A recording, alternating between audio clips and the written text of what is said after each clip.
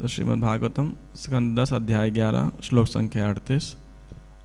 जैसे मैंने पिछली भी एक बार बोला था, प्रभुपाद जी ने कृष्णा बुक के अंदर इसका शीर्षक दिया है वत्सासुर एवं बकासुर का वध। प्रभुपाद ने टाइटल दिया है और यहाँ पे भागवतम में प्रभुपाद ने शीर्षक दिया कृष्ण की बाल लीलाएं।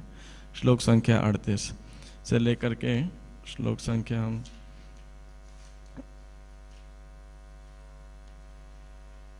45 तक आज चर्चा करेंगे, जिसमें वत्सासुर वध की लीला का वर्णन किया गया है। तो कृष्ण की बहुत सारी बाल लीलाएं यहाँ पे चर्चा की। कृष्ण ने दामोदर लीला होने के बाद में यमलार्जन वृक्षों का उद्धार किया। उसके बाद में क्योंकि इतने सारे आपदाएं वहाँ पे हो रही थी, तो ब्रजवासियों ने जो है वृंदावन में प्रवेश किया जो है, और जहाँ पे अब नंदगांव से वो वृंदावन में प्रवेश उन्होंने अपना स्थान जो उनका निवास था उसको परिवर्तन किया। और उसके बाद में कृष्ण जो लगभग 3 साल के होने को आ गए, तो उनको बछड़ों को चराने का दायित्व दिया गया। और ये हमने परसों चर्चा किया था। और आज का क्लास मुझे अभी 7:58 पता लगा कि मुझे देना है, तो 2 मिनट का प्रिपरेशन है उसके अंदर बस। तो एनीवे, तो आज का जो लीला है इसमें वत्सासुर एक असुर है, उसका वध हुआ है। और सुखदेव गोस्वामी क्रमबद्ध तरीके से कृष्ण के लीलाओं को वर्णन कर रहे हैं। और कभी भी कोई भी मूवी होती है जब, तो वो पूरी नहीं होगी यदि हीरो के सामने कोई विलेन नहीं होगा। कभी कभी लगता है कि विलेन क्यों, उसका क्या रोल है हीरो फिल्म के अंदर, लेकिन फिर हीरो का जो मतलब हीरोनेस कह लीजिए या जो भी उसका, वो तभी डिपिक्ट होता है जब विलेन सामने होता है। तो जब तक एक्शन ना हो मूवी के अंदर तब तक मुझे मज़ा नहीं आता ज़्यादा, है ना। तो इसीलिए अभी कृष्ण का सब लीलाएं हो गई, तो अभी यहाँ पे जो है एक्शन का टाइम है। सब बच्चे जो हैं बछड़े चलाने जा रहे हैं, तो यहाँ पे ये चर्चा होने वाली है। श्लोक संख्या 38। आप दोहराइएगा नहीं, दोहराइएगा अंतिम वाला श्लोक ही, मैं बाकी बस पढ़ रहा हूँ। अविदुरे व्रजभुवः सह गोपाल दारकहि चारयाम आसतुः वत्सान नाना क्रीड़ा परिच्छदौ। कृष्ण तथा बलराम अपने मकान के पास ही सभी तरह के खिलौनों से युक्त होकर अन्य ग्वालों के साथ खेलने लगे एवं छोटे छोटे बछड़ों को चराने लगे। तो अपने घर के आसपास ही जितने खिलौने थे, जैसे बच्चे खेलते हैं, तो उनके साथ खेलने लगे और छोटे छोटे बछड़ों को चराने लगे। और क्या खेलते थे इसके बारे में वर्णन आया इन 2 श्लोकों में। क्वचित वादयतः वेणुं क्षेपणहि क्षिपतः क्वचित पादै किङ्किणिभिः क्वचित कृत्रिमगो वृषैः वृषायमाणौ नर्दन्तौ युयुधाते परस्परम् अनुकृत्य रुतैः जन्तून् चेरतुः प्राकृतौ यथा। क्वचित वादयतो वेणुम, कभी कभी वे क्या करते, बांसुरी बजाते। क्षेपणहि क्षिपतः क्वचित, और कभी कभी वे क्या करते हैं, जो गुलेल होती है कैटापल्ट, वो मार करके पत्थर गिराया करते थे। फल पत्थर फेंकते या गुलेल से पत्थर फेंकते ताकि जो पेड़ के ऊपर फल होते हैं वो गिरें। क्वचित पादैहि किङ्किणिभिः, पैरों में बंधे हुए जो उनके नुपुर हैं, कभी पाँवों के घुंघरूओं के बजते रहने के साथ साथ। क्वचित कृत्रिम गो वृषैः, कभी नकली गाय और बैल बन के उनकी नकल उतारते हैं। और यहाँ पे ऐसा वर्णन तो नहीं है, लेकिन प्रभुपाद जी एक बात लिख रहे हैं कि वे बेल तथा आमलकी जैसे फलों से फुटबॉल खेलते हैं। तो मुझे याद है जब मैं भक्ति में जुड़ा था, आई थिंक 98 की घटना होगी, तो हम हरिद्वार गए थे इस दिनों राधा गोविंद स्वामी महाराज की कथा के अंदर, और यही प्रसंग वहाँ पे चल रहा था। और सुबह शाम हरिद्वार के अंदर कथा हुआ करती थी उन दिनों, हर साल होती थी गर्मी के मई अप्रैल के आसपास, मई के अंदर। और लगभग कई वर्षों से ये रूटीन ही था कि जो है कथा हुआ करती थी। तो मेरा ऐसा पहला अनुभव था कि छोटा था मैं भी, तो पूरा 2 घंटे का जो सुबह का सत्र था, महाराज खाली ये वर्णन करते रहे कि कृष्ण बलराम कैसे क्या क्या खेल खेला करते थे, है ना। थोड़ा सो एक्साइटिंग। तो मुझे बहुत सारी चीज़ें याद नहीं है, लेकिन उसमें से 2 चीज़ें याद हैं कि जितने भी स्पोर्ट्स इस दुनिया में आए हैं खेलते हैं लोग, वो सब कृष्ण बलराम ब्रज में खेला करते थे। फिर चाहे वो क्रिकेट हो, चाहे फुटबॉल हो, चाहे कुछ भी हो। तो वो बेल तथा आमलक की जैसे फलों से फुटबॉल खेलते हैं। वृषाय मानव नर्दंत जो है, वृषाय मानव मतलब पशुओं की नकल उतारते अलग अलग, नर्दंत जोर से आवाज करते हैं और एक दूसरे से युयुधाते परस्परम लड़ाई करते थे। अनुकृत्य रुते ही जंतुन सारे पशुओं की नकल करते हुए बोलियों की नकल करते। चेरतु प्राकृतव यथा, और इस तरह वे सामान्य मानवीय बालकों की तरह खेल का आनंद लेते। तो हालांकि वे परम ब्रह्म हैं, वे भगवान हैं, लेकिन फिर भी साधारण बच्चों की तरह खेल में आनंद लिया करते थे। प्रभुपाद जी तात्पर्य लिख रहे हैं 1-2 लाइनों का। वृंदावन मोरों से भरा हुआ है। कूजत कोकिल हंस सारस गणा कीर्णे मयूराकुले। वृंदावन का जंगल कोयलों, बत्तखों, हंसों, सारसों, मोरों, बंदरों तथा बैलों और गौओं से भरा पूरा था। अतः कृष्ण तथा बलराम इन पशुओं की बोली की नकल उतारते तथा खेल का आनंद लेते। आजकल के बच्चे डिस्कवरी चैनल देखा करते हैं बचपन से, लेकिन कृष्ण बलराम जो गांव में लोग रहते हैं वो डिस्कवरी चैनल में रहते हैं, उसको देखना नहीं पड़ता उन्हें, क्योंकि वो लाइव नेचर के पास में इतना है। तो उस पास उनके नकल उतार रहे हैं, इमिटेशन कर रहे हैं इत्यादि। कदाचित यमुना तीरे वत्सांश्चारयतो स्वकैहि वयस्य हि कृष्ण बलयोर जिघांसुर दैत्य आगमत। कदाचित यमुना तीरे, यमुना के तीर पे वत्सांचारयतो स्वकैहि, वत्स मतलब बछड़े, तो अपने अपने बछड़ों को सब चरा रहे थे। वयस्य हि कृष्ण बलयोह, और जब कृष्ण बलराम अपने साथियों के साथ में ऐसा कर रहे थे तो क्या हुआ, जिघांसु दैत्य आगमत, तो एक दैत्य वहां पे आया। किस लिए आया, जिघांसु, जिघांसु अर्थात मारने की इच्छा से। तो एक दिन जब राम तथा कृष्ण अपने साथियों के साथ यमुना नदी के किनारे अपने बछड़े चरा रहे थे, तो उन्हें मारने की इच्छा से वहां एक अन्य असुर आया। अब ये वत्स किस रूप में आया, तम वत्स रूपिणम वीक्ष्य वत्स यूथ गतम हरिः दर्शयन बलदेवाय शनै मुग्ध इवासदत। तो वो आया एक बछड़े का उदाहरण करके, क्योंकि कृष्ण बलराम बछड़े चरा रहे थे, तो उसको लगा कि पहचान में नहीं आऊंगा, अच्छा है इस तरीके से घुस जाता हूँ, और वो घुस गया। तम वत्स रूपिणम वीक्ष्य, वीक्ष्य मतलब देख करके, क्या देख करके, वत्स रूपिणम, कि वो बछड़े का रूप धारण करके आया है। तो वत्स यूथ गतम हरि, और वो क्या है, बछड़ों के झुंड में घुस गया। तो भगवान कृष्ण ने हरि देखा ये चीज, वीक्ष्य। दर्शयन बलदेवाय, और दर्शन मतलब खुद देखा, वीक्ष्य, और दर्शन मतलब दिखाया। किसको दिखाया, बलदेवाय, बलराम जी को दिखाया। शनै मुग्ध इवासदत, उन्होंने बलदेव जी को संकेत किया कि देखो ये दूसरा असुर एक आ गया है। और फिर उस असुर के पास तीनों धीरे धीरे पहुंच गए। शनैर धीरे धीरे, मुग्ध इवासदत, ऐसे कि उनको पता ही नहीं है जैसे कौन है ये इवासदत, तो उसके पास में आ गए। जब भगवान ने देखा कि असुर बछड़े का वेश धारण करके अन्य बछड़ों के समूह के बीच घुस आया है, तो उन्होंने बलदेव को इंगित किया, यह रहा दूसरा असुर। फिर वे उस असुर के पास धीरे धीरे पहुंच गए, मानो वे असुर के मनोभावों को समझ नहीं रहे थे। तात्पर्य, मुग्ध इव शब्दों का आशय यह है कि यद्यपि कृष्ण सब जानते हैं, किंतु यहाँ वे ऐसा बन रहे थे जैसे वे यह नहीं जानते कि असुर बछड़ों के बीच में क्यों घुस आया है। अतः उन्होंने बलदेव को संकेत से बताया। और फिर क्या किया उन्होंने, कहा असुर आ गया है, उसके पास में गए। गृहीत्वा परपादाभ्याम सह लांगुलम अच्युतः भ्रामयित्वा कपित्थाग्रे प्राहिणो गत जीवितम स कपित्तैर्महाकायैः पात्यमानैः पपातः। तत्पश्चात श्री कृष्ण ने उस असुर के पिछली टांगे तथा पूंछ पकड़ ली, और वे उसके शरीर को तब तक तेजी से घुमाते रहे जब तक वह मर नहीं गया। फिर उसे कैथे अर्थात कपित्त के पेड़ की चोटी पर फेंक दिया। वह वृक्ष उस असुर द्वारा धारण किए गए विशाल शरीर को लेकर भूमि पर गिर पड़ा। तात्पर्य, कृष्ण ने असुर को इस तरह मारा कि उससे कैथे के फल नीचे गिरे, जिन्हें बलराम वे तथा अन्य बालक इस अवसर का लाभ उठाकर खा सकें। कपित्त को कभी कभी शत बेल फल भी कहा जाता है।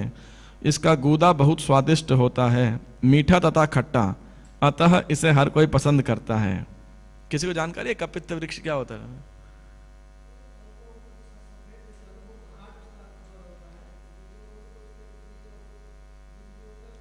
गूदा रहेगा। तो वही शहर में यही दिक्कत है, शहर में पालन पोषण का भागवतम समझना बड़ा मुश्किल है।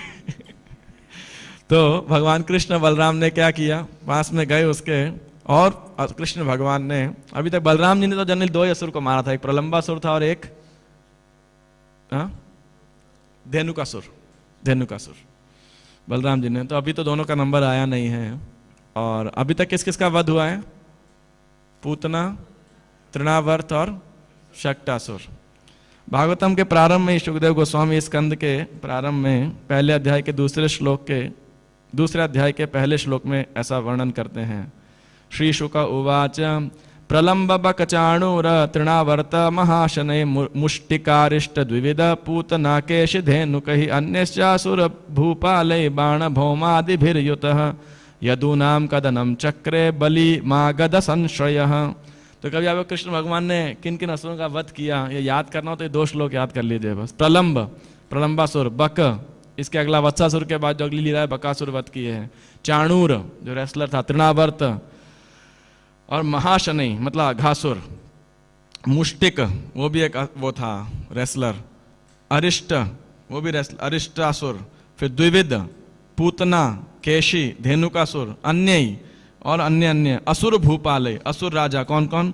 बाणासुर, भौमासुर और यदुनाम, तो इस प्रकार से उन्होंने जो है अनेक अनेक राजाओं को, और बाद में बलि मागध संश्रय, मगधराज जरासंध के संरक्षण में था कंस, उनके ससुरी थे जरासंध। तो जरासंध की दोनों पुत्रियां अस्ति और प्राप्ति, ये दोनों जो है इनका कंस से विवाह हुआ था। तो एनीवे, तो यहाँ पे लिखा है कि कृष्ण ने इस तरह मारा, उठा के घुमाया, और वो घुमाते घुमाते उसके प्राण निकल गए और उठा के फेंक दिया, और जो सबसे ऊंचा वृक्ष था जिसके ऊपर बहुत सारे फल थे उसके ऊपर गिराया। तो इससे क्या हुआ, वो पेड़ भी नीचे गिर गया, और पेड़ नीचे गिरा तो बहुत सारे फल थे, तो कृष्ण बलराम और बच्चे सब आसानी से उनको एक पूरा फीस्ट हो गया ब्रेकफास्ट के पहले। तो उस फल को उन्होंने खाया और आनंद प्राप्त किया। तम वीक्ष विस्मिता बाला सशंशु साधु साध्विति देवाश्च परिसंतुष्टा बभूवुः पुष्पवर्षिणः। तम वीक्ष विस्मिता बाला, उसको देखकर बच्चे बड़े विस्मित हुए बाला, और क्या चिल्लाए, बोलते ना bravo bravo, well done, good. तो ऐसे ही यहाँ क्या बोल रहे हैं, साधु साधु इति, साधु साधु, बहुत बढ़िया कृष्ण, बहुत बढ़िया किया तुमने, धन्यवाद। देवाश्च परिसंतुष्टा बभूवुः पुष्पवर्षिणः, और स्वर्ग में देवता लोग बड़े संतुष्ट हुए कि चलो भगवान जिस पर्पस के लिए हमने प्रार्थना किया था भगवान पर्पस फुलफिल कर रहे हैं। ऐसा नहीं कि भगवान कहीं भूल गए हो इसका पर्पस क्या है, या कहीं बिजी हो गए वृंदावन में बाल लीलाओं के साथ ही। Krishna is on his mission. तो अतः उन्होंने पुष्प वर्षिणः, फूलों की वर्षा की। असुर के मृत शरीर को देखकर सारे ग्वाल बाल चिल्ला उठे, बहुत खूब कृष्ण, बहुत अच्छे, धन्यवाद। स्वर्गलोक में सारे देवता प्रसन्न थे, अतः उन्होंने भगवान पर फूल बरसाए। तौ वत्सपालकौ भूत्वा, तो ये श्लोक हमारे पीछे दोहरा सकते हैं। तौ वत्सपालकौ भूत्वा सर्व लोकैक पालकौ सप्रातराशौ गोवत्सान् चारयन्तौ विचेरतुः। तौ वत्सपालकौ भूत्वा सर्वलोकैकपालकौ सप्रातराश गोवत्सान् चारयन्तौ विचेरतुः।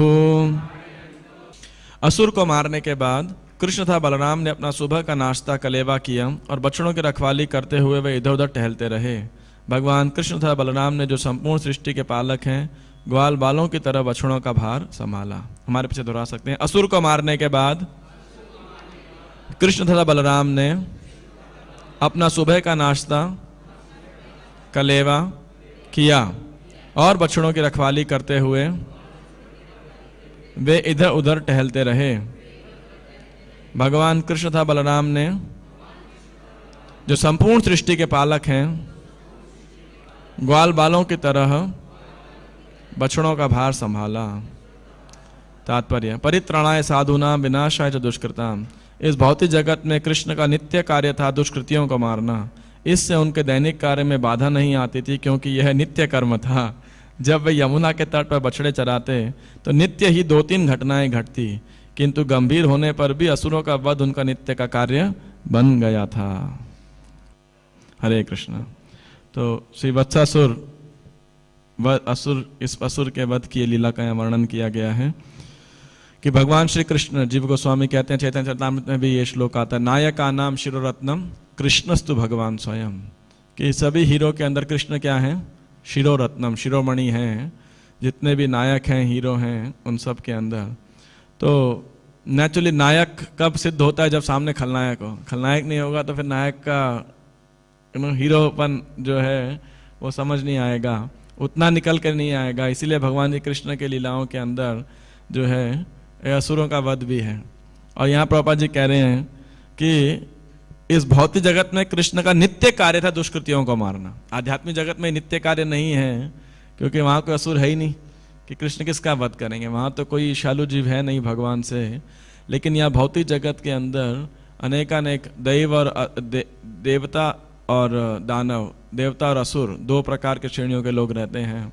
तो परित्राणाय साधूनां विनाशाय च दुष्कृतां धर्म संस्थापनार्थाय संभवामि युगे युगे। भगवान बारंबार प्रकट होते हैं, किस लिए? धर्म की स्थापना करने के लिए, और साधुओं की रक्षा करने के लिए, और दुष्कृतियों को नाश करने के लिए। तो प्रभुपाद जी यहाँ कह रहे हैं कि भौतिक जगत में कृष्ण का नित्य कार्य था दुष्कृतियों को मारना, और इससे उनके दैनिक कार्य में बाधा नहीं आती थी, है ना। और रोज रोज कोई आपको किसी का लड़ाई करना हो, मान लीजिए रोज रोज कोई आ जाए, आपको उसके साथ फाइटिंग करनी हो, तो किसी को आनंद नहीं आने वाला। रोज रोज कहाँ से डिस्टर्बेंस आ गई। लेकिन कृष्ण के लिए क्या था? वो it is not disturbance, it was an enjoyment. उनके लिए आनंद था ये, क्योंकि वे उनका नित्य कर्म था। और खासकर यमुना के तट पे प्रभुपाद जी कह रहे हैं, जब बछड़े चराते तो नित्य ही 2-3 घटनाएं घटती। मतलब ब्रेकफास्ट के पहले एक, लंच के पहले एक, लंच के बाद एक, मे बी कभी 2 कभी 3, कोई ना कोई रोज असुर आया करते थे। इसका अर्थ ये हुआ, असुर तो बहुत सारे आए होंगे, मुख्य मुख्य असुरों का वर्णन सुखदेव गोस्वामी ने किया है। तो प्रोमिनेंट जो असुर होंगे, किसी को जानकारी है कितने असुर भागवतम में चर्चा, कितने असुरों का वध भागवतम में मेंशन है कृष्ण लीला के अंदर? किसी को याद है? ऐसे कभी एक स्टैटिस्टिक्स निकालना चाहिए। किसी भक्त ने एक क्लास में बोला था कि आई थिंक 20 की लाइन में कुछ तो है, 41 नहीं 20 की लाइन में कुछ था कि इतने असुर कृष्ण भगवान ने मारे। फिर क्लासीफाई किया था, इतने पौगंड में, इतने बाल अवस्था में, इतने शिशु अवस्था में, इतने युवा अवस्था के अंदर कृष्ण जो है ऐसे असुर मारे, खासकर ब्रज के अंदर। तो हालांकि कई बार गंभीर होता था, लेकिन असुरों का वध उनका नित्य का कार्य बन गया था। और कह रहे हैं कि असुर को मारने के बाद भगवान ने क्या किया? अब शांति से उन्होंने बैठ करके जो है ब्रेकफास्ट, बच्चों के साथ बैठ के, अपने मित्रों के साथ बैठ के जो है भोजन लीला का आनंद लिया। और साथ साथ बछड़ों की रखवाली करते इधर उधर टहलते रहे। बीच बीच में प्रसाद लेने, ब्रेकफास्ट करने के बाद में, नाश्ता करने के बाद में, जहाँ जहाँ बछड़े आ रहे हैं कि बछड़े इधर उधर कहीं ना आ जाएं, कहीं कुछ विपदा ना आ जाए, तो उनके साथ टहलते रहे। हालांकि भगवान कृष्ण संपूर्ण सृष्टि के पालक हैं, सबका पालन करने वाले हैं भगवान, और स्वयं भगवान है। लेकिन फिर भी सामान्य बालकों की तरह, ग्वालों की तरह उन्होंने क्या किया? बछड़ों का भार संभाला, बहुत ही ड्यूटीफुली। हालांकि भगवान का सबका भार संभालने वाले भगवान ही है, लेकिन यहाँ पर्सनली उन्होंने साधारण बच्चों के समान जो है ये कार्य किया। अब ये जो वत्सासुर, जो असुर का वध किया, ये बछड़े के रूप में आया था। तो ग्वाल क्या बोलते हैं, एक तरीके से देखा जाए तो कृष्ण को गो हत्या का पाप लगा एक दृष्टिकोण से, क्योंकि वो उसके वश में था। लेकिन इस लीला का कोई वर्णन नहीं आता है खास कि अभी तक, क्योंकि गोपियां पिक्चर में नहीं आई हैं, तो किसी ने बोला नहीं कि भाई तुम कंटेमिनेट हो गए हो, ये हो गए हो। एक सिमिलर असुर कौन आया था बाद में? अरिष्टासुर। तो उसका वध कर जब किया भगवान ने, तो सभी गोपियों ने बोला, राधा रानी ने बोला कि आप क्या हो गए हो? अपवित्र हो गए हो, क्योंकि आपको गोहत्या का पाप लगा है। तो आपको सारे तीर्थों में स्नान करना पड़ेगा। तो भगवान ने क्या किया, अपनी बांसुरी से श्याम कुंड खोदा और सारे तीर्थों को वहाँ आवाहन किया, स्नान किया और बोले कि मेरे पे लांछन लगाने वाले इसलिए आप अपवित्र हो गए हो। तो फिर राधा कुंड और श्याम कुंड का जो है प्राकट्य होता है इस जो है जगत के अंदर हम पे कृपा बरसाने के लिए। अब ठाकुर भक्ति विनोद अपने ग्रंथ श्री चैतन्य शिक्षामृत के अंदर सभी प्रकार के जितने भी ब्रज में आने वाले असुरगण हैं विशेषकर इनके बारे में चर्चा करते हैं कि ये एक साधक के भक्तिमय जीवन में या एक भक्तों के समाज के अंदर वाले अनर्थों से इसे सिग्निफाई करते हैं कि हर एक का जो असुर है वह किसी न किसी सूक्ष्म या स्थूल अनर्थ को रिप्रेजेंट करता है। तो वत्सासुर एक बड़ा कॉम्प्लिकेटेड असुर है। क्यों कॉम्प्लिकेटेड कैसे है? आप देखिए, है असुर लेकिन ताकि पहचान में ना आए कृष्ण और बलराम के, इसीलिए उसने क्या किया, ग्वाल बाल का रूप धारण किया, है ना। और वो सोच रहा था कि जब मौका लगेगा तो कृष्ण का वध में कर दूंगा। और कृष्ण और बलराम कैसे आए उसके पास में? किसने डिटेक्ट किया उन्हें? भगवान श्री कृष्ण ने। ऐसे बाकी ग्वाल बाल क्या सोच रहे होंगे कि हाँ भाई सही बछड़ों में एक बछड़ा है। बाकी बछड़े क्या सोच रहे थे?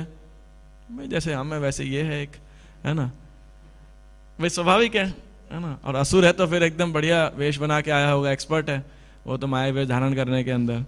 लेकिन भगवान कृष्ण ने देखते ही पहचान लिया कि ये वास्तविकता में ये कौन है, ये एक बछड़ा नहीं है, ये एक गोवत्स नहीं है, यह एक असुर है जो इस रूप के अंदर आया है। तो उसी पर ठाकुर भक्ति विनोद कहते हैं कि जो Vatsasura represents a childish type of mentality which gives rise to a type of greediness resulting in a wicked type of mischievousness, है ना। कि एक जैसे छोटे बच्चों के अंदर एक मेंटालिटी होती है ना कि मैं और मेरा, या कुछ भी होता है तो बच्चे छीन लेते हैं, है ना, अपने पास रख लेते हैं। देखा होगा आपने, स्वाभाविक है। टॉफी भी होगी तो बच्चे होंगे तो झगड़ते हैं आपस के अंदर। वैसे ब्रह्मचारियों को ज़्यादा अनुभव नहीं होगा, अपना बचपन याद नहीं होगा, लेकिन जिनके छोटे बच्चे हैं और खासकर दो लड़के हों अगर, या दो बहनें हो या दो भाई हों, तो बहुत ज़्यादा झगड़ा करते हैं आपस में। सच बात है कि नहीं, है ना। बड़ा मुश्किल हो जाता है, कोई भी चीज़ होगी झगड़ेंगे, खिलौना होगा तो झगड़ेंगे, मेरा होना चाहिए। तो एक प्रकार की ये चाइल्डिश मेंटालिटी होती है कि जो है क्या बोलते हैं, जो भी हम देखें उसे अपने पास रख लें, बेसिकली मेरे पास ज़्यादा हो, है ना। और ऐसा एक लालच रहता है बच्चों के अंदर, चाहे बालपन के कारण, ऐसा नहीं कि उनके अंदर बुद्धि है। और कभी कभी थोड़े बड़े हो जाते हैं, थोड़े बड़े होने के बाद, मतलब बच्चे ही हैं, तो क्या होता है फिर उनको और भी संस्कार आने लगते हैं कि चीज़ों को छुपा के रख लेना, है ना, एक विकेट या झूठ थोड़ा बोल देना इत्यादि। तो ये एक विकेट टाइप ऑफ शरारत करना, किसी को परेशान करना छुपा के चीज़ को, किसी और की चीज़ को, या इस्तेमाल कर लेना, तो ये विकेट टाइप ऑफ मिस्चीवियसनेस है ना, कि ऐसा जो लालच है। तो ये वत्सासुर इसको रिप्रेजेंट करता है। और हालांकि लग सकता है ये कैसा असुर है, ये कैसा अनर्थ है, लेकिन ठाकुर भक्तजन इसको सिग्निफाई कर रहे हैं कि हमारे साधक जीवन के अंदर भी हमारे अंदर कई बार ऐसे बचपने की मानसिकता हो सकती है जिसमें भक्ति में आने वाला, चाहे वो सूक्ष्म यश हो, चाहे वह सफलता हो, और चाहे वह धन हो, चाहे वो जन हो, चाहे ऑफ कोर्स मतलब इस प्रकार के आने वाले फॉलोवर्स हों या कोई प्रॉफिट हो, किसी प्रकार के लाभ हो। तो एक प्रकार की मानसिकता हमारे अंदर हो सकती है, एक प्रकार लालच जाग सकता है, और हो सकता है ये लालच हमें भक्ति करने के लिए और प्रेरित करें ना। जैसे जब कपिल देव जी 3 भक्ति इन 3 मोड्स, तीनों गुणों के अंदर भक्ति बताते हैं, है सब भक्ति ही, और तीनों गुण उसको प्रेरित करते हैं भक्ति करने के लिए, है ना। जो भक्ति के 3 गुण है उसको एक प्रकार से सहायता करते हैं भक्ति करने के अंदर, क्योंकि किसी व्यक्ति में बहुत कॉम्पिटिटिव मेंटालिटी है। मान लीजिए पुस्तक वितरण का समय है और भक्त लोग में कॉम्पिटिशन, मैं ज़्यादा करूँगा, है ना, तो अच्छी बात है। तो इससे होता क्या है, अब 2 चीज़ों पे ध्यान दे सकते हैं हम। पहली चीज़ तो ये है कि पुस्तक वितरण करने का जो है उत्साह है, और दूसरा है कि देखो भक्त होते हुए भी इतना कंपटीशन है। हम दोनों एंगल देख सकते हैं। लेकिन अगर वो कॉम्पिटिटिव स्पिरिट नहीं होगी तो उस भक्त को बुक डिवीजन करने का मोटिवेशन भी शायद ना हो, क्योंकि अभी वो शुद्ध भक्त नहीं है। लेकिन ऐसे पुस्तक वितरण करते करते क्रमशः और साधना करते क्रमशः उसके अंदर एक कॉम्पिटिटिव मेंटालिटी खत्म हो जाएगी, और फिर क्या रह जाएगा, केवल शुद्ध पुस्तक वितरण करने की भावना, तो कहने का अर्थ है कि लेकिन शुरुआत में भक्त को ये मोटिवेट कर सकता है इस प्रकार की कॉम्पिटिटिवनेस या किसी प्रकार का लोभ। कभी कभी भक्त आते हैं या नए लोग भी आते हैं या भक्त भी होते हैं, तो वो देखते हैं कि भाई भक्ति में आने के बाद में कोई हमारा बड़ा कष्ट था निपट गया, या बिजनेस में फ़ायदा हो गया, तो या कुछ कहीं पैसा फंसा हुआ था वो निकल के आ गया मान लीजिए। तो ऐसा ये उनको मोटिवेट करता है शुरू में भक्ति में आने के लिए। कई भक्तों का अनुभव होगा, कई भक्तों से हमने भी शेयर किया। तो जैसे एक भक्त था, तो जब हम कॉलेज पिछले में गए उसका फर्स्ट ईयर में 4 बैक था 6 में से, लेकिन भक्ति में भी रुचि ले रहा था, भक्ति में आगे था। तो और दिल्ली में रहता था, हमने कहा बेस में रहो, पढ़ाई करो। और तब मुझे जानकारी इसका 4 बैक है इसका मुझे क्या पता था। तो वो भक्त बेस में शिफ्ट भी हो गया, पढ़ने लगा। और हुआ क्या, उस सेमेस्टर के बाद में जब बैक दिया 4 क्लियर हो गया और अगले सेमेस्टर में एक भी बैक नहीं लगा उसका। तो उसके पेरेंट्स बड़े खुश हो, बोले उधर ही रह, पढ़ाई करना बहुत अच्छा है कि पूरा सेमेस्टर भी सारे पेपर क्लियर और 4 पुरानी बैक भी क्लियर। और ये भक्ति बड़ा आश्चर्य हुआ इसका, भाई बड़ा कमाल है भक्ति का, तो कमाल का असर है। सो ऐसी भावनाएं कई बार हमें भक्तों को प्रेरित कर सकती हैं। और भगवान भी जैसे हो कैरेट होता है ना, ऐसे गधे के सामने ऐसा कैरेट रख देते हैं, गाजर रखते हैं, तो मोटिवेट करो चलो अगले कदम पे गाजर मिलेगी, अगले कदम पे गाजर मिलेगी। लेकिन होता क्या है, वो गाजर भी आगे बढ़ती जाती है, लेकिन उसको मोटिवेट करती है उस गधे को आगे बढ़ने के लिए। तो ऐसे ही भगवान श्री कृष्ण हमारे साथ खेल खेल रहे होते हैं, ऐसा कुछ कुछ गाजर दिखाते रहते हैं, हमको लाभ प्राप्त होगा। तो भक्त भी इसी माने भक्ति में आगे बढ़ता रहता है। और बाद में क्या होता है, वो देखता है गाजर तो हटा लिया, भगवान स्वयं सामने है, क्योंकि इतना शुद्धिकरण हो गया है। तो इसीलिए भक्ति एक विशेष प्रक्रिया है और अलग अलग कारण भक्तों को मोटिवेट कर सकते हैं। आर्थ जिज्ञासुर अर्थार्थी ज्ञानी च भरत, 4 कारण तो भगवान ही बता रहे हैं। ज़रूरी नहीं है कि हर भक्त प्रारंभिक अवस्था के अंदर या मध्यम अवस्था के अंदर हमेशा शुद्ध भक्ति के स्तर पर ही होगा। उसको अलग अलग कारण मोटिवेट कर सकते हैं भक्ति करने के लिए, और क्रमशः वह भक्ति में भक्तों के संगत से जो है आगे बढ़ सकता है। तो ये वत्सासुर का जो असुर है, ये एक जैसे बच्चों में मानसिकता होती है अधिक से अधिक संग्रह करने की, अपने पास रखने की, और इसके लिए कभी कभी वो झूठ भी बोल देते हैं, शरारत भी करते हैं, दूसरे बच्चे को थोड़ा परेशान भी कर सकते हैं, या चोरी भी कर लेते हैं कभी कभी, है कि नहीं। तो ये जो ऐसी आदतें होती हैं, ये जब किसी भक्त के जीवन में रहती हैं तो ये व्यक्तिगत अनर्थ है। और जब समाज के अंदर अगर ये कई लोगों में वत्सासुर का अगर हो तो क्या हो जाएगा, वो एक सामाजिक अनर्थ बन जाएगा, है कि नहीं। और कई बार आप देखिए भक्त समाज में भी ऐसी मिसचीवियसनेस हमको देखने को प्राप्त हो जाती है कई बार। कैसे, कभी कभी जो खाली लोभ है बेसिकली, कि सरल शब्दों में अगर समझा जाए उसे, 2 शिष्य थे और दोनों में आपस में बनती नहीं थी, थोड़ा ऐसा एक दूसरे से थोड़ा मतभेद था। और गुरुजी का दोनों सेवा करते थे, तो उनको लगता था गुरुजी इसको फेवर ना करें, मुझे ज़्यादा शाबाशी दें या ज़्यादा फेवर करें। तो दोनों गुरुजी का पाद संवाहन कर रहे थे, पैर मसाज कर रहे थे, एक लेफ्ट पैर एक राइट पैर। तो आपको पता ही है, सुना रहेंगे क्या। तो अब इन दोनों का आपस में गुस्सा था, तो क्या किया इसने, जो राइट पैर मसाज कर रहा था उसने लेफ्ट पैर में गुरुजी को चूटी मारी जोर से। तो गुरुजी बोले हे क्या कर रहे हो, तो उस लेफ्ट वाले को डांट पड़ी, इसको बड़ा आनंद आया, भाई चलो अच्छा हुआ है। और लेफ्ट वाले ने क्या किया, वो राइट वाले को, उसने कहा मेरे को डांट पड़ी, इसको बढ़ा था, तो उसने राइट पैर पे चोटी मारी, है ना। तो अब देखिए ये बच्चों की मानसिकता होती है कि मेरे को डांट पड़ी तो इसको ही पढ़नी चाहिए, है ना। और इसमें क्या है, वो शरारती बना हो जाता है। और देखिए इस चक्कर में सफर कौन कर रहा है, वो बेचारे गुरुजी, उनके दोनों पैर में चूंटियां कट रही है ना। तो कहाँ मसाज करने बैठे थे। तो होता क्या है, जब भक्तों में ऐसे अनर्थ होते हैं, वास्तविकता में दुखी कौन होता है, आध्यात्मिक गुरु। भगवान का मिशन सफर करता है जब भक्तों के बीच में ऐसे छोटे छोटे बचपन जैसे अनर्थ या क्लेश जब होता है। और कई बार समाज से बड़ा बुरा असर पड़ता है कि देखिए भक्त समाज में भी ऐसी ऐसी हरकतें होती हैं, है ना। हमने कई बार देखा है, चाहे पंजाबी बाग हो या अन्य मंदिर के अंदर भी, कि किसी भी कोई भी समुदाय, इसके लिए अपवाद नहीं है, लेकिन जो है शरारतों के अंदर भक्त लोग क्या करते हैं, कभी किसी की गाड़ी ले जाएंगे, 2 व्हीलर 4 व्हीलर कुछ भी ऐसा, और फिर ठोक वोक देंगे, कुछ भी होगा। ऐसे एक समय पहले ऐसे ही हुआ था, एक भक्त का गाड़ी ले गए और बोला था 3 दिन के लिए लेके जाएंगे, लेकिन वो 10-11 दिन तक लेके चले गए, वापस लेके नहीं आए। सीनियर डिवोटी थे, लेकिन तो भक्तों ने कुछ शायद से बोला नहीं, लेकिन बाद में बोला प्रभु जी देखो ऐसे हमारे साथ में हुआ, वो प्रभु जी आए थे, हमने तो दे दी उनको गाड़ी 3 दिन के लिए और वो 10-11 दिन तक लेके नहीं आए।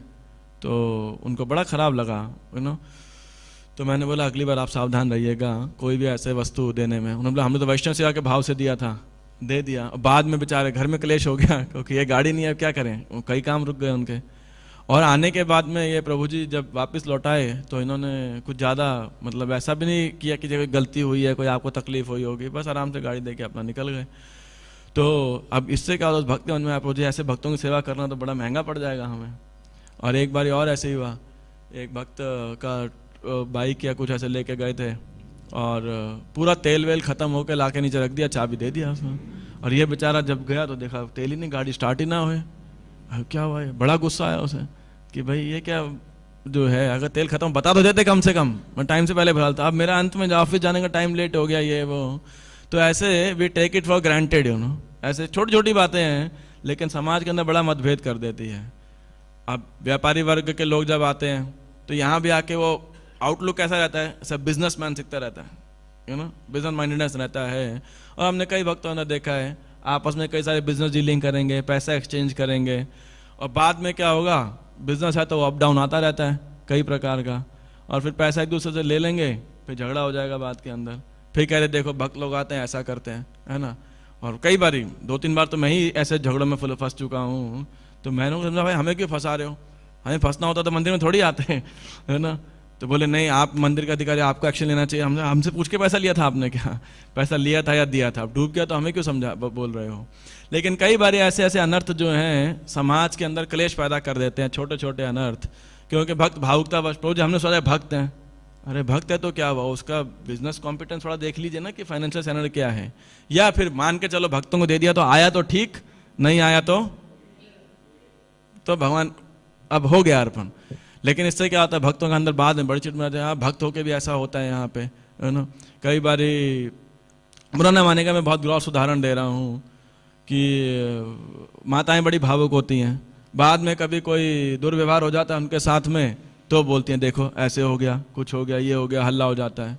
जब आपको पहले मना किया था कि इतना फ्री मिक्सिंग मत रखिए, तब तो आप बड़े सबके हमें प्रभु जी करते रहते हैं।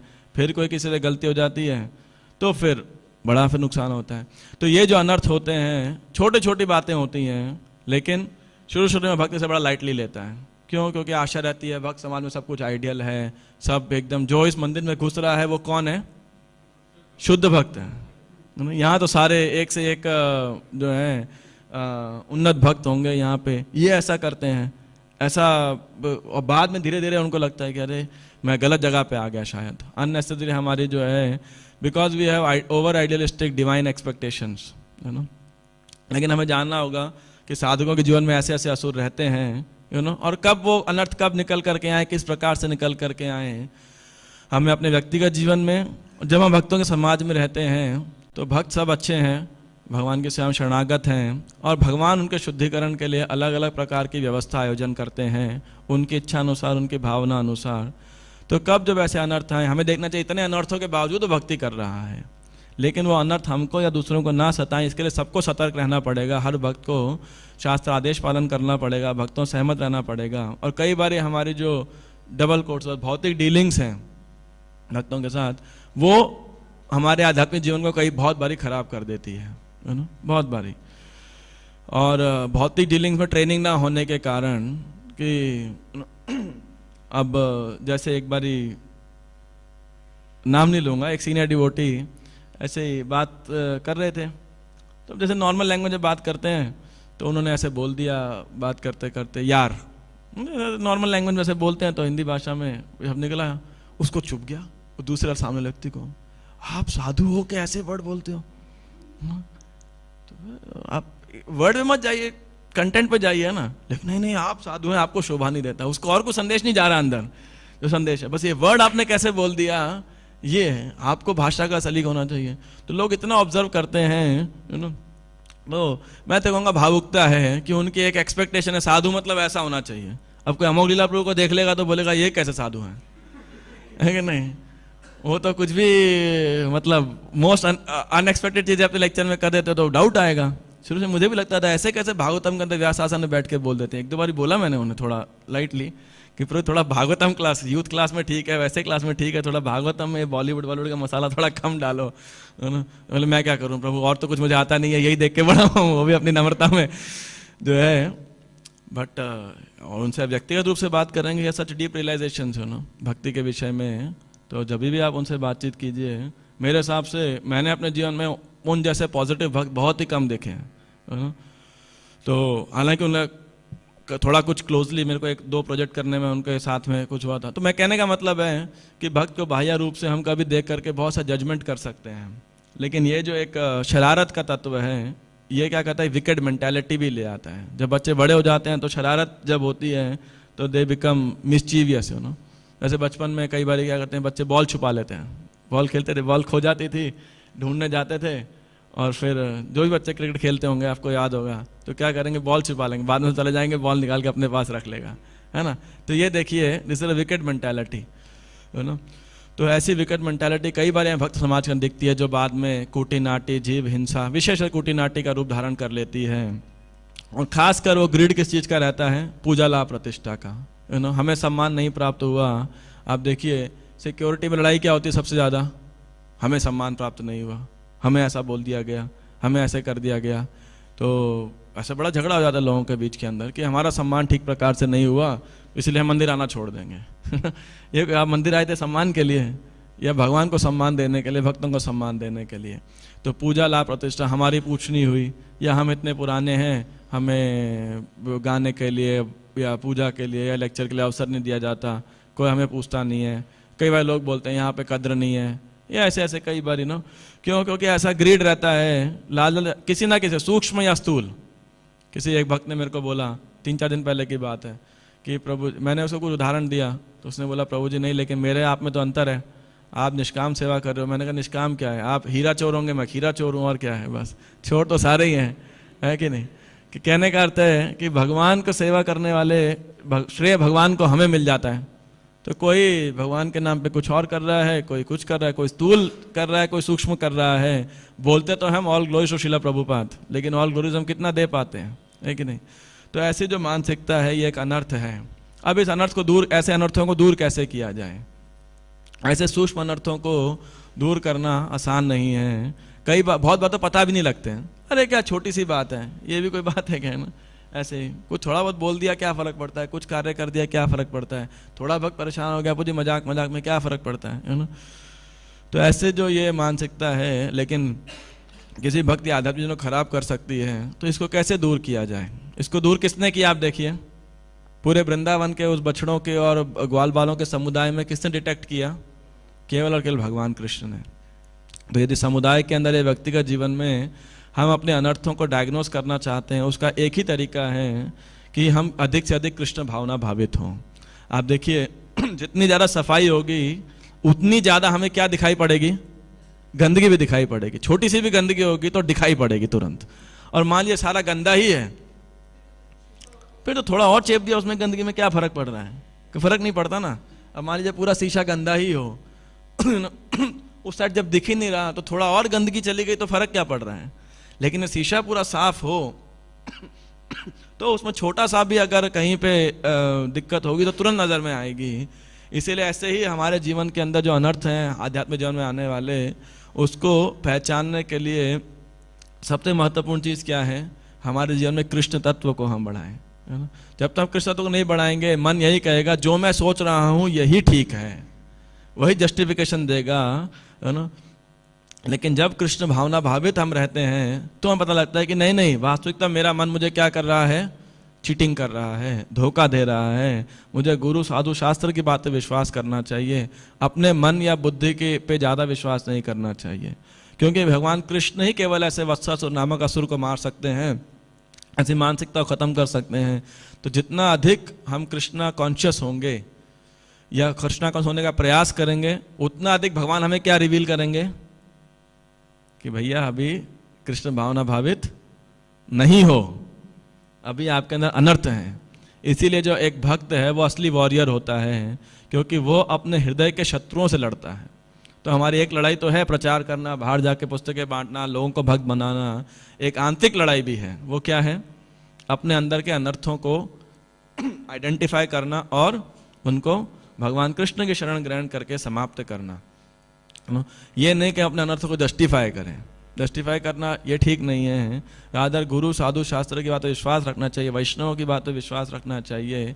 इसलिए रूप गोस्वामी ने बोला है, ददाति प्रतिगृणाति गुह्यमाख्याति पृच्छति भुंगते भोजयते चैव षड्विध प्रीति लक्षणम, कि इसीलिए भक्त समाज के अंदर ऐसे प्रीति लक्षण होने चाहिए जहाँ पर हम भक्तों के साथ में पॉजिटिव आदान प्रदान कर सकें, और ऐसे जो अनर्थ हैं जहाँ पे विकेडनेस, ग्रीडीनेस, मिस्चीवियसनेस, धूर्तता, कपटता या शरारती, कुछ शरारत का एटीट्यूड, इस सब को हम समाप्त कर सकें।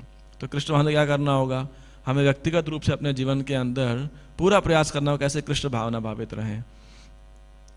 एक बार हिजके साधेश्याम प्रभु इस दिन गोपाल कृष्ण महाराज गुणगान करते हुए कह रहे कि देखिए, और दो चार प्रॉपर डिसाइपल्स का, कि ये महाराज लोग परफेक्टली जानते हैं कैसे कृष्ण भावना भावित रहा जाए, कैसे कृष्ण कॉन्शियस रहा जाए।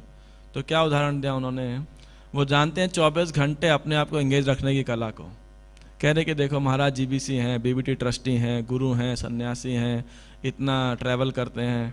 प्रैक्टिकली अगर जय पताका महाराज और गोपाल कृष्ण महाराज के अगर प्रीचिंग जोन को देखा जाए तो लगभग 75% वर्ल्ड कंप्लीट हो जाएगा। जितना इस्कॉन का प्रीचिंग वर्ल्ड है, दोनों मिलाएंगे तो जीबीसी 75-80%, उसके तो वही 2 लोग हैं खाली।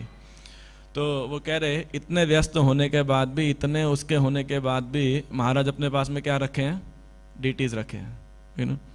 1 घंटा रोज की सेवा करेंगे ही करेंगे। क्यों? क्योंकि मुझे कृष्ण भावना में रहना, मेरा मन मुझे विचलित ना करे। 90s तक महाराज के पास कोई डीटी नहीं था, सिर्फ पिक्चर का लेमिनेशन ऑल्टर था उनके पास में। एक एक करके सारे डीटीज आते गए, जितने भी डीटीज हैं कोई देता गया। ऐसा नहीं महाराज ने सारे परचेज किए हैं या बनवाए हैं, अधिकांश डीटी उनके पास स्वयं कोई दे के गया, कुछ ऐसे करके।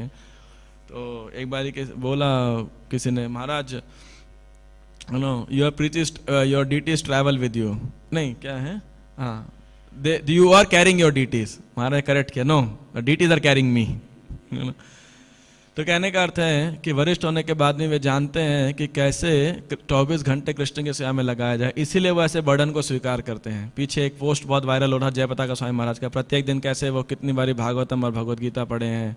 तो बहुत महत्वपूर्ण है कि ये हमें निजी प्रयास करना पड़ेगा कृष्ण भावना भावित का विकास करने का। जितना हम विकास करेंगे उतना अधिक भक्त आंतरिक अन्वेषण करने लगता है कि नहीं नहीं मेरे अंदर कमी है और ये मेरे अंदर अर्थ है, इसको मुझे दूर करना है गुरु साधु शास्त्र की शरण ग्रहण करके।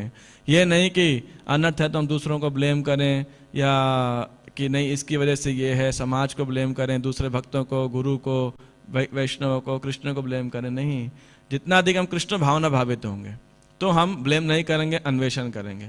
और अगर कृष्ण भावना भावित नहीं होंगे तो हम क्या करेंगे, हमें समझेगा नहीं माया क्या है और कृष्ण क्या है, और हम माया में होने के बाद जस्टिफाई करेंगे कि मैं माया में रहना मेरा ठीक है ना, will be in big illusion.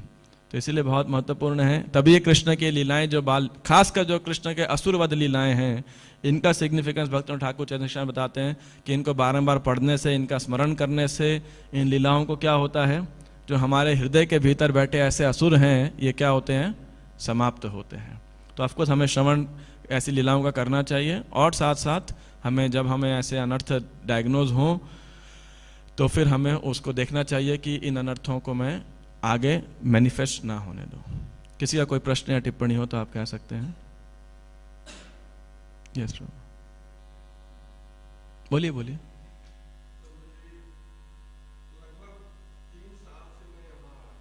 बहुत बहुत धन्यवाद आपका, आते रहिए।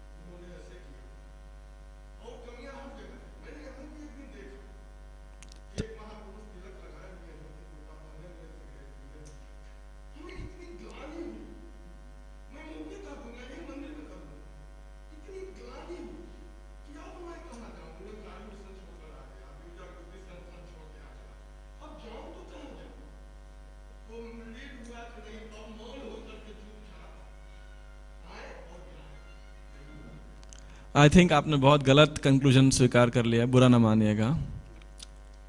यह आपके ऊपर माया का असली अटैक था जिसने आपको ऐसा निष्कर्ष लगाया। एक भक्त के खराब होने से या गलत आचरण से ये नहीं कि सारे खराब हैं, है ना।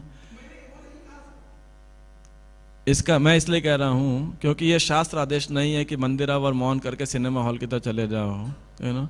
क्योंकि भक्त जो है, ये मंदिर एक हॉस्पिटल के समान है, और जब हॉस्पिटल में आप जाते हैं तो सब पेशेंट क्या करते हैं, वहाँ पे करा रहे होते हैं, हाय मेरा बदन दर्द है, ये दर्द है, वो दर्द है, ऐसा है वैसा है, सब परेशान होते हैं, है कि नहीं। और डॉक्टर का टेंशन प्राप्त कर रहे होते हैं, लेकिन सब ठीक होने के लिए वहाँ आए होते हैं। तो ऐसे ही जो भक्त हैं वो सब एक पेशेंट्स हैं। कभी कभी मजाक में कहता हूँ सीनियर डिवोटी मतलब सीनियर पेशेंट, है ना। तो है तो सभी पेशेंट ही। तो इसीलिए जो शास्त्रों का आदेश है वो ये है कि हमें भक्तों का, गुरु का संग करना चाहिए, शास्त्रों का संग करना चाहिए, उस संदेश को ग्रहण करना चाहिए, और कैसे भक्तों के साथ संग करना है इस कला को सीखना चाहिए। इस कला को रूप गोस्वामी ने उपदेशामृत नामक ग्रंथ में बताया है। कृष्णेति यस्य गिरितं मनसा द्रियेत दीक्षास्ति चेत प्रणतिभिश्च भजन्तमीशं शुश्रूषया भजन विज्ञमनन्यमन्य निंदादिशून्य हृदमीप्सित संगलब्ध्या। वो कह रहे हैं कि जो कनिष्ठ तीन प्रकार के भक्तों का स्तर बता रहे हैं। जो कनिष्ठ अधिकारी उसे हमें क्या करना चाहिए, कृष्णेत यस्य गिरिता मनसा द्रियेत, मन से आदर करना चाहिए।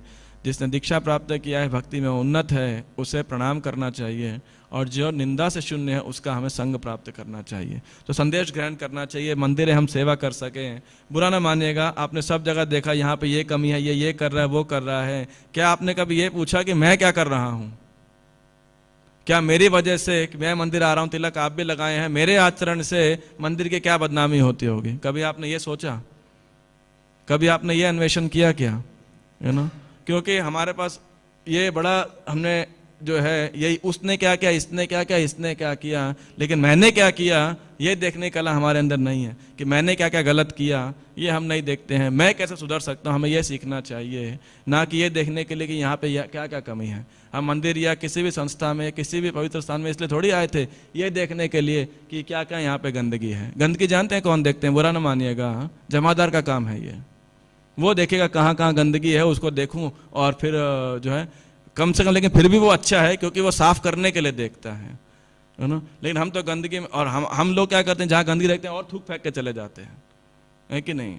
तो आप बताइए मानसिकता क्या होनी चाहिए हमारी, कि मैं भी एक पेशेंट हूँ और कैसे मैं सही संदेश को ग्रहण करके स्वीकार कर सकूँ। बुरा ना मानेगा, थोड़े कटुर शब्दों में मैंने आपको संदेश दिया, इसीलिए तो अगर आप ऐसा सोच रहे हैं तो शास्त्रों के अनुसार ये जो आपकी सोच ठीक नहीं है।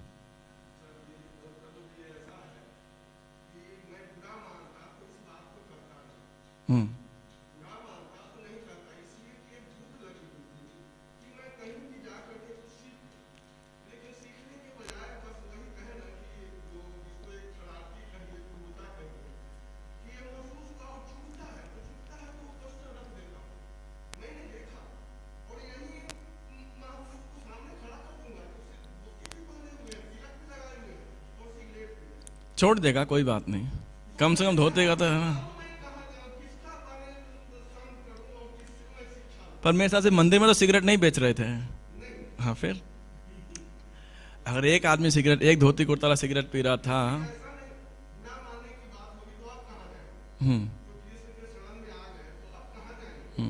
तो अब जाइए वैष्णव के शरण में, क्योंकि कृष्ण ने यही बोला है।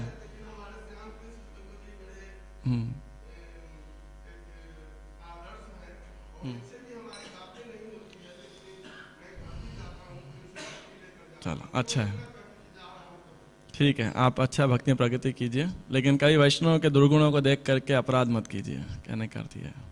हरे कृष्ण। जय श्री प्रभुपाद की जय। ग्रंथराज श्रीमद् भागवतम की जय। निताय गौर प्रेमानंदे। हरि हरि बोल।